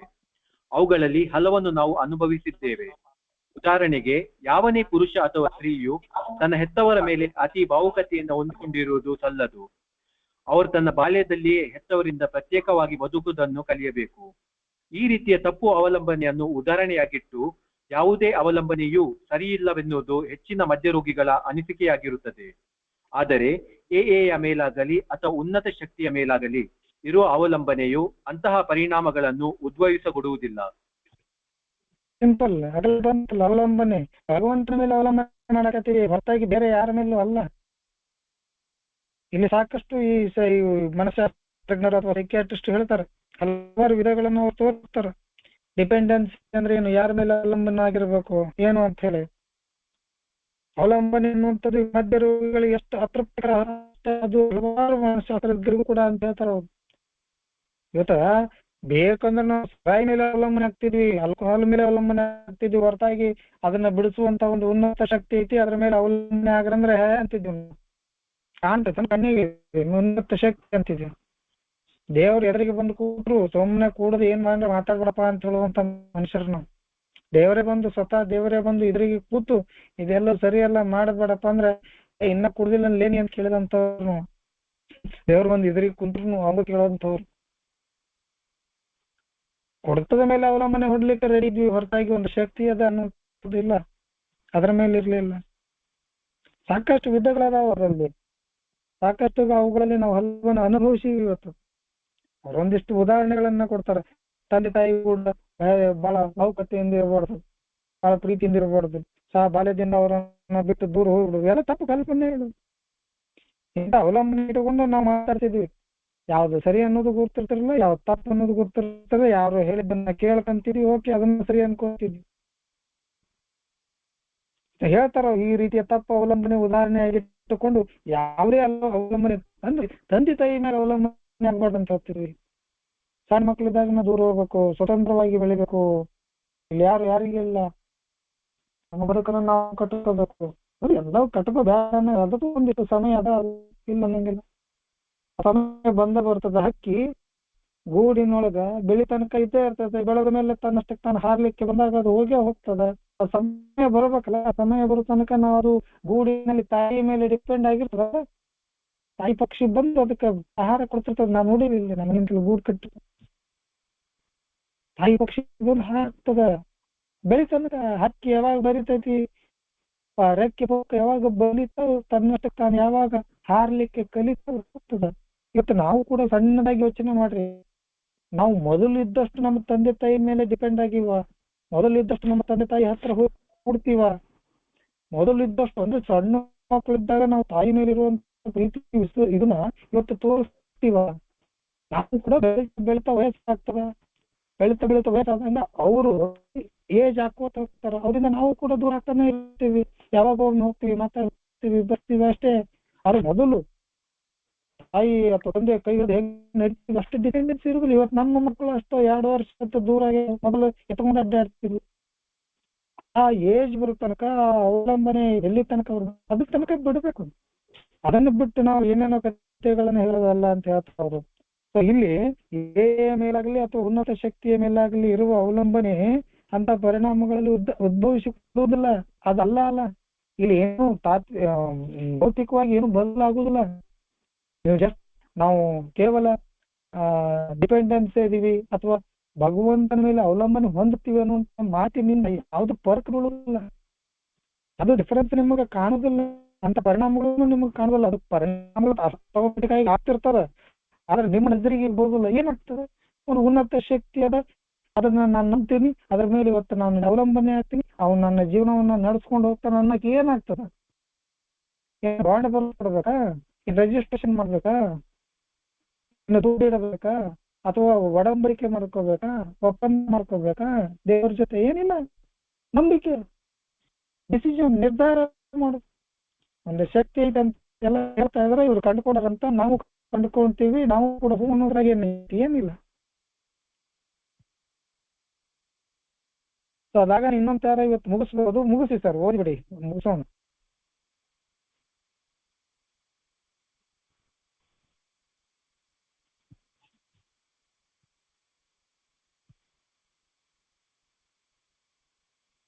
ಎರಡನೇ ಜಾಗತಿಕ ಮಹಾಯುದ್ಧ ಪ್ರಾರಂಭವಾದಾಗ ಈ ಆತ್ಮಿಕ ಧ್ಯೇಯವು ದೊಡ್ಡ ಪರೀಕ್ಷೆಗೊಳಪಟ್ಟಿತು.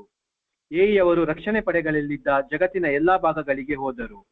ಅವರಿಂದ ಶಿಸ್ತನ್ನು ಸ್ವೀಕರಿಸಲು, ಯುದ್ಧರಂಗದಲ್ಲಿ ಧೈರ್ಯದಿಂದಿರಲು, ಯುದ್ಧದ ಇತರ ಹಲವಾರು ಸಂಕಷ್ಟಗಳನ್ನು ಎದುರಿಸಲು ಅವರಿಗೆ ಸಾಧ್ಯವೇ? ಅವರು ಎಇಯಲ್ಲಿ ಕಲಿತಂತಹ ಅವಲಂಬನೆಯು ಅವರನ್ನು ಮುಂದುವರಿಸಿ ಹೋಗಲು ಸಹಕಾರಿಯಾಗಬಲ್ಲದೆ? ಅವರಿಂದ ಸಾಧ್ಯವಾಯಿತು. ಮನೆಯಲ್ಲಿ ಸುಕ್ಷಿತವಾಗಿ ಇದ್ದ ಎಗಳಿಗಿಂತ ಬಹಳ ಕಡಿಮೆ ಜನ ಜಾರಿ ಬಿದ್ದರು ಅಥವಾ ಭಾವುಕತೆಯ ಒತ್ತಡಕ್ಕೆ ಒಳಗಾದರು. ಬೇರೆ ಯಾವುದೇ ಯೋಧರಷ್ಟೇ ಸಾಮರ್ಥ್ಯ ಹಾಗೂ ಧೈರ್ಯವನ್ನು ಪ್ರದರ್ಶಿಸಿದರು. ಅದು ಅಲಸ್ಕವಾಗಲಿ ಅಥವಾ ಸಲೆರ್ನೋ ಆಗಿರಲಿ, ಅವರ ಉನ್ನತ ಶಕ್ತಿಯ ಮೇಲಿನ ಅವಲಂಬನೆಯು ಫಲಕಾರಿಯಾಯಿತು. ಈ ರೀತಿಯ ಅವಲಂಬನೆಯು ಅವರ ಬಲಹೀನತೆ ಆಗದೆ ಅವರ ಸಾಮರ್ಥ್ಯದ ಮುಖ್ಯ ಆಧಾರವಾಗಿತ್ತು.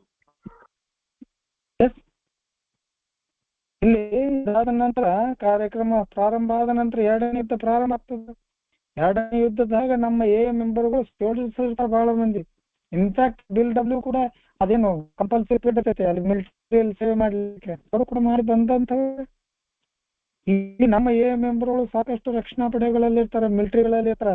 ಇವಾಗ ಇವ್ರ ಪರಿಸ್ಥಿತಿ ಅಂತೂ ಆಧ್ಯಾತ್ಮಿಕತೆಯ ಬಗ್ಗೆ ಮಾತನಾಡಬೇಕಾದ್ರೆ ನಾವು ಯಾವ್ದು ತಪ್ಪು ಯಾವ್ದು ಸರಿ, ಜಗತ್ತು ಯಾಕೆ ಯುದ್ಧ ಮಾಡ್ತಾ ಇದೆ ಅನ್ನುವಂತ ಒಂದು ಗೊಂದಲಕ್ಕೆ ಒಳಗಾಗ್ತಾನ ಮನುಷ್ಯ. ನಾವು ಎಲ್ಲರೂ ನಾವು ದೇವರ ಮಕ್ಕಳಾಗಿರುವಾಗ ನಾವ್ ಯಾಕೆ ಬಡದಾಡ್ಬೇಕು, ನಾವ್ ಯಾಕೆ ಜಗಳ ಮಾಡ್ಬೇಕು, ಅವ್ರು ಕೂಡ ಯಾಕೆ ಯುದ್ಧ ಮಾಡ್ಬೇಕು ಅನ್ನುವಂತ ತುಂಬಲಕ್ಕೆ ಒಳಗಾಗ್ತಾನ ಮನುಷ್ಯ. ಇಷ್ಟೆಲ್ಲವೂ ಅಧ್ಯಾತ್ಮದ ಬಗ್ಗೆ ಮಾತನಾಡ್ತೀವಿ, ಇಲ್ಲಿ ನೋಡಿದ್ವಿ ಯುದ್ಧದಲ್ಲಿ ನಾವು ಒಬ್ಬರನ್ನ ಕೊಲ್ಲಬೇಕಾಗೈತಲ್ಲ ಅನ್ನುವಂತ ಯೋಚನೆ ಬರ್ತದೆ. ಸೊ ಅಂತ ಯೋಚನೆ ಬಂದಾಗ ಮನುಷ್ಯನಾಗಿ ಉಳಿದಿಲ್ಲ. ಭಾವನಾತ್ಮಕವಾಗಿ ಬಹಳ ಒಂದು ಜೀವವನ್ನ ತೆಗೆದಂದ್ರೆ ಅಷ್ಟು ಸರಳ ಅಲ್ಲ, ಯುದ್ಧ ಮಾಡೋದು ಅಷ್ಟು ಸರಳ ಅಲ್ಲ. ಅಂತ ಸಮಯದಲ್ಲಿ ನಮ್ಮ ಎ ಮೆಂಬರ್ಗಳು ಹೆಂಗಿರ್ತಾರೆ, ನಾವೇ ಕೂತ್ಕೊಂಡು ಉನ್ನತ ಶಕ್ತಿ ಆಧ್ಯಾತ್ಮದ ಬಗ್ಗೆ ಮಾತನಾಡಿದಾಗ ಅವ್ರ ಪರಿಸ್ಥಿತಿಯನ್ನ, ಅಂತ ಯುದ್ಧದ ಪರಿಸ್ಥಿತಿಯನ್ನ ಅನುಭವಿಸ್ಬೇಕಾದ್ರೆ ಏನ್ ಮಾಡ್ಬೇಕು? ಆ ಯುದ್ಧದ ಪರಿಸ್ಥಿತಿಯಲ್ಲಿ ಅವ್ರಿಗೆ ಕರ್ತವ್ಯ ಇರ್ತದೆ. ಆ ಕರ್ತವ್ಯ ನೆನಪು ಬರ್ತದೆ. ತಾನು ತನ್ನ ದೇಶಕ್ಕಾಗಿ ಕರ್ತವ್ಯ ಮಾಡ್ತಾ ಇದ್ದೀನಿ ಹೊರತಾಗಿ ಆ ಶತ್ರು ದೇಶದ ಮನುಷ್ಯನನ್ನ ನಾನು ಹೊಡಿತಾ ಇಲ್ಲ ಅಂತ ಬರ್ತದೆ. ಶತ್ರು ದೇಶಕ್ಕೆ ನಾನು ಏನ್ ಮಾಡ್ಬೇಕಾದ್ರೆ ಅದು ಕರ್ತವ್ಯದ ಪ್ರಜ್ಞೆ ಬರ್ತದೆ ಹೊರತಾಗಿ ಅಲ್ಲಿ ಮಾನವೀಯ ಪ್ರಜ್ಞೆ ಬರ್ತದಲ್ಲ ಸ್ನೇಹಿತರು. ಸಾಕಷ್ಟು ಜನ ನಮ್ಮ ಸ್ನೇಹಿತರು ನಮ್ಮ ಹಿರಿಯ ಬಂಧುಗಳಲ್ಲಿ ಸಂಕಷ್ಟ ಎದುರಿಸಿದ್ರು ಕೂಡ ಅವ್ರಿಗೆ ಸಾಧ್ಯ ಆಗ್ತದು. ಅವ್ರು ಎಲ್ಲಿ ಈ ಯುದ್ಧದಲ್ಲಿ ಕೂಡ ಹೋರಾಡಿದ್ರೆ ಅವ್ರು ಎಲ್ಲಿ ಈ ಅವಲಂಬನೆ ಡಿಪೆಂಡೆನ್ಸಿ ಅನ್ನುವಂಥದ್ದು ಸಹಾಯಕ ಬಂತು ಅಂದ್ರೆ ಉನ್ನತ ಶಕ್ತಿಯ ಮೇಲಿನ ಡಿಪೆಂಡೆನ್ಸಿ ಅಥವಾ ಅವಲಂಬನೆ ಅವರಿಗೆ ಅಲ್ಲಿ ಸಹಾಯ ಬಂತು ಸ್ನೇಹಿತರು. ಆ ಯುದ್ಧದಲ್ಲಿ ಅಂತ ಕಂಡೀಷನ್ದಲ್ಲಿ ಇನ್ನು ನಮ್ಮ ಬದುಕಾಗೋದು ಯುದ್ಧ ಮಾಡು ಮುಂದಾಗನ ಈ ಅವಲಂಬನೆ ಕೆಲ್ಸಕ್ಕೆ ಬಂದದ. ಇನ್ನು ಸಾಮಾನ್ಯ ಮನುಷ್ಯನ ನನ್ನ ಜೀವನ ನಡೆಸಬೇಕಾದ್ರೆ ಈ ಅವಲಂಬನೆ ಕೆಲ್ಸಕ್ಕೆ ಬರೋದು ಬಂದೇ ಬರ್ತದೆ. ಅವರಿಂದ ಅದು ಸಾಧ್ಯ ಆಯ್ತು. ಮನೆಯಲ್ಲಿ ಸುರಕ್ಷಿತವಾಗಿ ಇದ್ದಂತ ಏಗಳಿಗಿಂತ ಕಡಿಮೆ ಜಾರಿ ಕುಡಿದ್ರು ಅಂತ, ಮನೆಯಲ್ಲಿ ಏನು ಸೇಫ್ ಆಗಿ ಆರಾಮಾಗಿ ಕಾರ್ಯಕ್ರಮ ಮಾಡ್ಕೊಂಡು ಇದ್ರಲ್ಲ ಅವ್ರಿಗಿಂತ ಕಡಿಮೆ ಜನ ಅಲ್ಲಿ ಜಾರಿ ಬಿದ್ರು. ಮಾನಸಿಕ ತೊಂದರೆಗಳಿಗೆ ಒಳಗಾಗಿ ಭಾವನೆಗಳ ಏರುಪೇರಾಗಿ ಅವ್ರು ಕುಡಿದ್ರು ಹೊರತಾಗಿ ಅಲ್ಲಿ ಯಾವುದೇ ಒಂದು ಸ್ಪಷ್ಟವಾದ ಕಾರಣ ಇರ್ಲಿಲ್ಲ. ಅವ್ರು ಭಾವನಾತ್ಮಕ ಏರುಪೇರು. ಯುದ್ಧ ಮಾಡೋದು ಸರಳ ಅಲ್ಲ, ಗಾಯ ಇರ್ತದ, ನೋವು ಇರ್ತದ, ಜೊತೆಗಿದ್ದವ್ ನಮ್ಮ ಮುಂದನೆ ಸಾಯ್ತಾನ ಅಥವಾ ನಾವು ಇನ್ಯಾರನ್ನು ಕಲ್ತೀವಿ. ಅಂತ ಸಮಯದಲ್ಲಿ ಭಾವನಾತ್ಮಕವಾಗಿ ಏರುಪೇರಾಗಿ ಜಾರಿದ್ರು ಹೊರತಾಗಿ ಮನೆಯಲ್ಲಿ ಇದ್ದವ್ರಿಗಿಂತ ಕಡಿಮೆ ಜನ ಮನೆಯಲ್ಲಿದ್ದವ್ರು ಬಹಳ ಮಂದಿ ಬಿದ್ರು ಅಂತ ಹೇಳ್ತಾರೆ. ಸಾಕಷ್ಟು ಬೇರೆ ಯಾರೇ ಯೋಧರು ಸಾಮರ್ಥ್ಯವನ್ನು ಹೆಂಗ್ ಪ್ರದರ್ಶಿಸಿದ್ರು ಹಂಗೆ ನಮ್ಮ ಎ ಮೆಂಬರ್ಗಳು ಕೂಡ ತಮ್ಮ ಸಾಮರ್ಥ್ಯವನ್ನ, ತಮ್ಮ ದಿಟ್ಟತನವನ್ನ, ಧೈರ್ಯವನ್ನ ಪ್ರದರ್ಶಿಸಿದ್ರು ಆ ಯುದ್ಧದಲ್ಲಿ ಅಂತ ಹೇಳ್ತಾರೆ. ಅಲಾಸ್ಕ ಅಂದ್ರೆ ಆ ದೇಶದ ಹೆಸರು, ಆ ಜಾಗದ ಹೆಸರು ಅಲಾಸ್ಕವಾಗಲಿ ಅಥವಾ ಅಲ್ಲಿರ್ನು ಆ ಪ್ರದೇಶಗಳ ಹೆಸರು. ಅಲ್ಲಿ ಅಂತ ಎರಡು ಯುದ್ಧಗಳಲ್ಲಿ ಕೂಡ ನಮ್ಮ ಜನ ಬಹಳ ಧೈರ್ಯ ತೋರಿಸಿದ್ರು, ಸಾಮರ್ಥ್ಯವನ್ನು ಮೆರೆದ್ರು ಅಂತ ಹೇಳ್ತಾರ. ಸೊ ಅಲ್ಲಿ ಇಂಪಾರ್ಟೆಂಟ್ ಏನಪ್ಪಾ ಅಂತಂದ್ರೆ ಅವರ ಉನ್ನತ ಶಕ್ತಿಯ ಮೇಲಿನ ಅವಲಂಬನೆ ಫಲಕಾರಿ ಆಯ್ತು ಅಂತ ಹೇಳ್ತಾರೆ. ಸೆಕೆಂಡ್ ವರ್ಲ್ಡ್ ವಾರ್ ಜಾಗತಿಕ ಯುದ್ಧದಲ್ಲಿ ಈ ಡಿಪೆಂಡೆನ್ಸಿ ಕೆಲಸ ಮಾಡ್ತು ಅಂತ ಹೇಳ್ತಾರೆ. ಹೈಯರ್ ಪವರ್ ವರ್ಕ್ ಅಂತ ಹೇಳ್ತಾರೆ. their dependence upon a higher power worked, and far from being a weakness, this dependence was their chief source of strength. ನೋಡ್ರಿ, their chief source.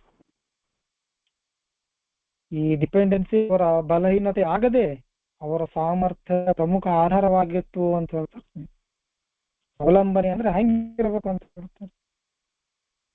Chief source of strength ಆಯ್ತು ಅಂತ ಹೇಳ್ತಾರೆ. ಭಗವಂತನ ಮೇಲೆ, ಉನ್ನತ ಶಕ್ತಿಯ ಮೇಲೆ ಅವರ ಅವಲಂಬನೆ ಆಗಿದ್ರಿಂದಾಗಿ ಯುದ್ಧದಲ್ಲಿ ಕೂಡ ಅವರು ತಮ್ಮ ಸಾಮರ್ಥ್ಯವನ್ನ, ತಮ್ಮ ಧೈರ್ಯವನ್ನ ತೋರಿಸ್ತಾರೆ. ಸ್ನೇಹಿತರೆ, ನಾನೇ ಲೆಕ್ಕ ಇಲ್ಲಿ ನಾನೇನು ಯುದ್ಧನೂ ಗೊತ್ತಿಲ್ಲ, ಇದನ್ನು ಗೊತ್ತಿಲ್ಲ. ಬದುಕಿನ ಅಂತ ಕ್ಷಣಗಳಲ್ಲಿ ನಮ್ಮ ಹಿರಿಯ ಬಂಧುಗಳು, ನಮ್ಮ ಹಿರಿಯ ಮೆಂಬರ್ಗಳು ತಮ್ಮ ಸಾಮರ್ಥ್ಯವನ್ನ, ತಮ್ಮ ಧೈರ್ಯವನ್ನ ತೋರ್ಸಾರ. ಇನ್ನು ನಾನೇ ಯಾವ ಲೆಕ್ಕ ಅನ್ನುವಂಥದ್ದು ಅಲ್ಲಿ ಬರ್ತದ. ಸೊ ಮುಂದೆ ನಾಳೆ ನೋಡೋಣ ಸ್ನೇಹಿತರೆ. ನಾನು ಇಲ್ಲಿಗೆ ನಿಲ್ಲಿಸ್ತೀನಿ. ಇನ್ನೊಂದು 6 ನಿಮಿಷ ಸಮಯ ಇದೆ. ದಯವಿಟ್ಟು ಯಾರಿಗಾರು ಏನಾದ್ರು ಮಾತಾಡ್ಬೇಕಾಗಿದ್ರೆ ಮಾತನಾಡಿ. ತುಂಬಾ ಧನ್ಯವಾದಗಳು ಪ್ರಶಾಂತ ಸ್ನೇಹಿತರಿಗೆ ಹಾಗೂ ಈ ಅವಕಾಶವನ್ನು ಕಲ್ಪಿಸಿಕೊಟ್ಟ ನಾನು ಚೇರ್ಪರ್ಸನ್ ಶಕ್ತಿ ಪ್ರಸಾದ್ ಹಾಗೂ ಜಂಬುನಾಥರಿಗೂ ಕೂಡ ಧನ್ಯವಾದಗಳು. ತುಂಬಾ ಧನ್ಯವಾದಗಳು ಸರ್. Thank you.